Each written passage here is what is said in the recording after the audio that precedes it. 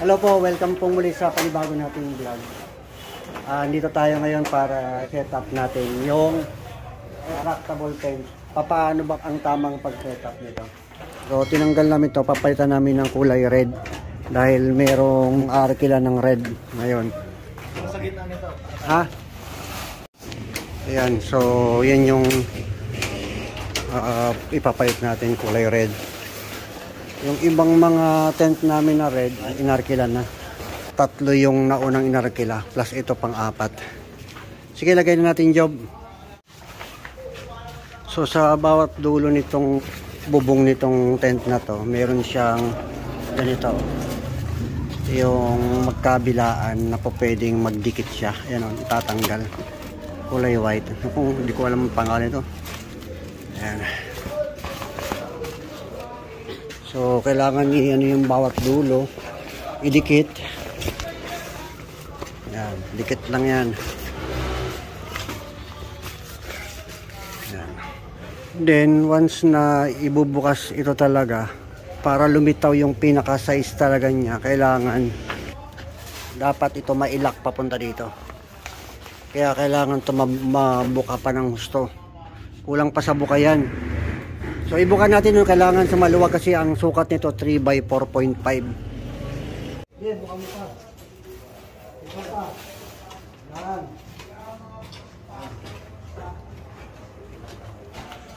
Yan. O, di ba? Yan, nalock na. Ito, ilock mo to.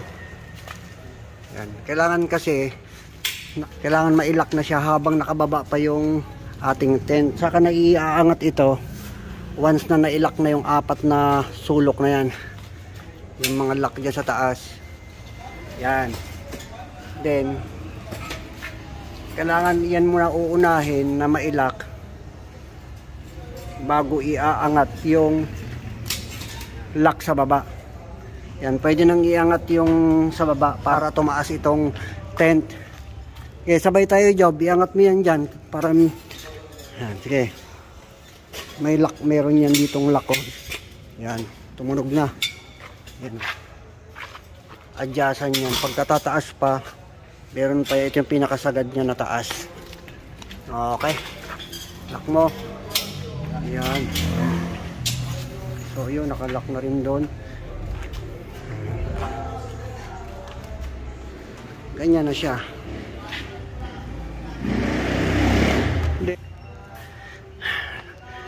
Yan, dito may mga tali yan para siguradong mailak yung mga tali na to. So itatali lang yan. Ngayon pag titiklopin naman, itali mo muna job.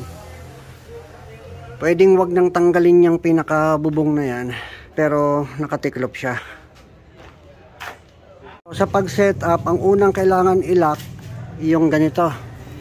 Pero sa pagtiklop, kailangan ang unang i-release na lock yung nandito naman. Ito gagalawin naman. Okay, so itiklopin na natin. Release na natin to.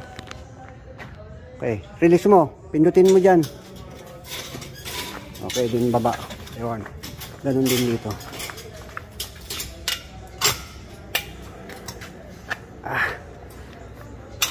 Ayun.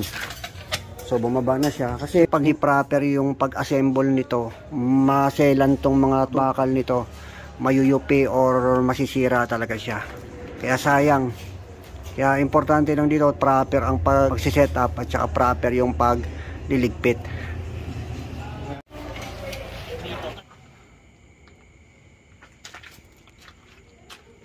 Saan ba yung nito? Yung camera nito to? Night mode. Ito yung camera niyan.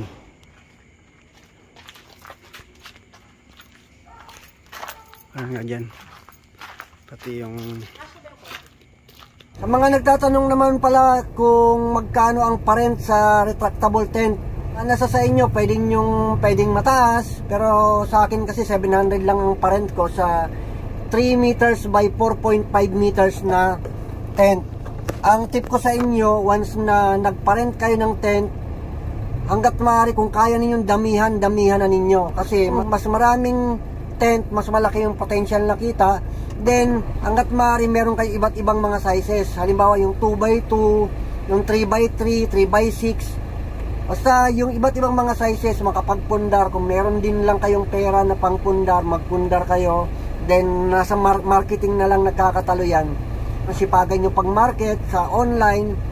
At kung meron pa kayong mga additional na diskarte ng marketing, mga traditional marketing, pamimigay ng mga leaflets, pagpo-promote, kaya talagang kumita ng malaki sa tent rental. Napakagandang negosyo ang tent rental business. Yan guys, sa mga nagtatanong naman kung kaya bang tiklopin, ligpitin yung retractable tent ng mag-isa lang, kayang-kaya po. Yun lang din yung advantage nun, kagandahan nito dun sa nitong retractable tent kaysa sa ibang mga tent na collapsible. Kasi meron din naman na collapsible tent na halos kasing laki lang din yung tent na yan, pero talagang matrabaho, mabigat. Kailangan mo ng sasakyan na medyo malaki-laki, truck, ganon. Pero yung ito kasi napopold, kaya napapaliit siya, at saka ang gaan dalhin, kahit isang tao kayang dalhin. May deliver nga ako minsan yan na nakamotor lang ako, 2 tent yung dinala ko, nakamotor lang, itinali ko lang, na deliver ko dun sa customer. Yun yung maganda dito sa tent na ito. Ang disadvantage lang talaga, medyo mahina siya, ibig sabihin hindi siya ganun katibay. Hindi gaya ng collapsible tent, matibay talaga siya, pero mahirap dalhin. Ngayon, kung halimbawa may nag-rent sa inyo mga ganito namang mga panahon na hindi naman bagyo pero minsan paulan-ulan or umiinit, umuulan, pag may nag-rent sa inyo ng ganyan, pabor sa atin nyo na nagpaparent ng ganitong retractable tent, kasi napakadali kasing i-set up at napakadaling itiklop. Ngayon, pupunta ako dito sa nirent kagabi ng retractable tent na nag-rent sa atin na Canadian School, na 4 na tent yung naiparent natin, kasi dapat 6, kaso wala na akong tent na red na 2 pa, yun ang hinahanap nila, kaya ang naiparent lang natin 4 na tent na red. Kaya importante din sa tent yung nakakapagpundar tayo ng iba't ibang kulay. Kasi depende ngayon sa okasyon at depende doon sa motif nung nagre-rent o nung merong celebration or merong event. Sa mga nagtatanong naman kung magkano yung halaga pag binili ang mga retractable tent, depende sa sizes. Yung sa akin kasi 3x4.5, ang bili ko niyan almost 4,000 pesos. Homestar kasi ang tatak nun, pero meron ding mas mababa, nasa 3,400 ang 3x4.5, pero hindi Homestar ang tatak, walang tatak. Pwede rin naman yun, napaparent din yun, so mas makakatipid kayo kapag walang tatak yung binili nyo na tent. Ang kagandahan lang din to sa tent na to, kasi meron ding nabibiling replacement nung pinakabubong niya. Nung nakaraan nagkamali ako kasi naka-order ako nung bubong lang, akala ko kasi may kasamang frame, kaya ang nangyari, hindi ko na, sabi ko sayang yung bili ko rito, hindi ko mapapakinabangan. Sabi ko, mapapakinabangan lang to kapag mayroon akong tent na mayroong frame at nasira yung pinakabubong, yun yung gagawin kong pamalit. Pero nakakuha ko ng idea nitong bago lang, na kasi yung na-order ko na extra tent na 2, kulay blue. Sabi ko, may magandang idea din pala, kasi kung halimbawa yung motif nung customer ay blue at ayaw niya ng red, kasi karamihan ng tent ko red, sabi ko, mapapaarkila ko yung mga blue ko na cover ng tent, yung pinakabubong niya, kasi papalitan ko lang yung cover na kulay red at mapapaarkila ko na yung blue. Kaya sabi ko, maganda din pala na meron akong extra na mga pangpalit o reserbang bubong ng tent na yon. Then ang kagandahan pa ron, pagka kasi yung araw ng patay sa sementeryo, pag may nag-arkilan ng tent, karamihan nakikita ko mga blue, hindi sila nag-aarkilan ng red, kaya rentahan din yan pagka araw ng patay. Kaya sabi ko, napakagandang idea. Ayan guys, mamaya papunta na ako dito sa aking diniliberan na Canadian School. Guys, tip ko sa inyo, once na nagpaparenta na kayo ng tent, hanggat maaari, magpundar kayo ng marami. Kasi the more na marami kayong pundar na tent, malaki yung potential na kita. At hanggat maaari, kung may pera din lang din naman kayo, magpundar kayo ng iba't ibang sizes. Merong 2x2, 3x3, 3x4.5, 3x6, iba't ibang mga tent. Kasi iba't ibang market niyan. Kasi ang nagre-rent depende sa laki ng area nila na paglalagyan. Merong mga location ng event nila na maliit lang o makitid, kaya rentahin naman yung 2x2. Pero pagka malalaki, kailangan siyempre malalaki din yung tent na dapat meron kayo. Dito tayo sa Canadian School. Ay yung mga tent natin, liligpitin na natin yan. So ito yung tent ng barangay. So collapsible tent. Yung sasabi ko na tent na matibay dahil sa yung bakal, solid yung bakal, pero mabigat siya, tsaka mahirap i-assemble. Kailangan medyo marami kayong tao na gagawa or mag-assemble. Yun nga advantage ng ating tent kasi napakadaling i-assemble.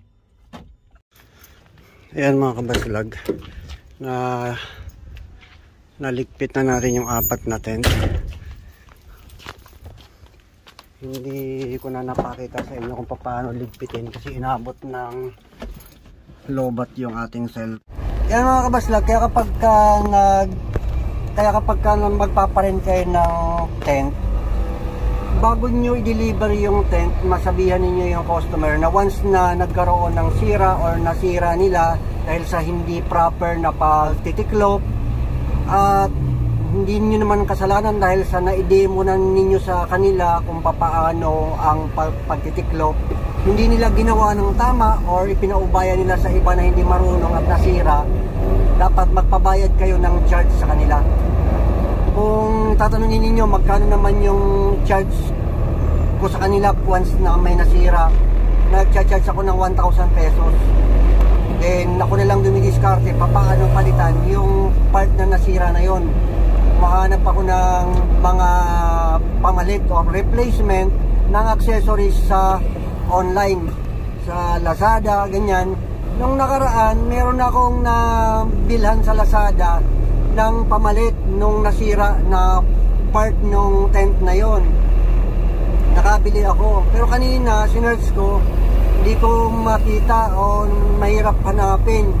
Pero tingin ko meron pa rin siguro nun, baka hindi ko lang makita kasi minsan nangyayari talaga yon, mahirap i-search. Pinaka the best siguro yung mga seller sa online, kunin niyo yung mga pangalan ng seller para yun na lang i-search ninyo kapag naghahanap kayo ulit nung pagbibilhan ninyo ng mga importanteng gamit ninyo kagaya ng ganon. Importante naman sa pagbili online ng mga pyesa niyan, ng mga accessories ng tent, ay dapat tama yung description na inyong ma-select. Kasi once na mali, sayang yung pera ninyo kasi error nyo na yon. Halimbawa, sinearch ninyo replacement for tent frame, ganyan. Dapat yung sukat talaga, tama yung na-click ninyo. Kasi pagka mali, ang sukat pala ng tent ninyo 3x3, tapos ang na-click ninyo 3x6, ay di wala rin, hindi magagamit, hindi yun magkakasukat kasi hindi yun tutugma doon sa tent na meron kayo. Kung tatanungin nyo naman ako, meron bang nabibili ng frame lang ng tent, yung buo? Yes, meron po noon. Nakakabili po ng frame lang, ng walang bubong. Medyo mahirap lang makahanap ng mga accessories lang, yung mga hiwa-hiwalay, or halimbawa yung pinaka-pole lang, yung pinaka-X-pole, ganyan. Yung part lang ng tent ang bibili ninyo, mahirap, medyo mahirap makakita. Sa ngayon, hindi ko lang alam. Pero nung nakaraan, nakabili ako. Napakaganda ng negosyong tent rental. Kaya yun lang yung ma-advise ko sa inyo. At enjoy lang natin tong negosyo na ito. Salamat po.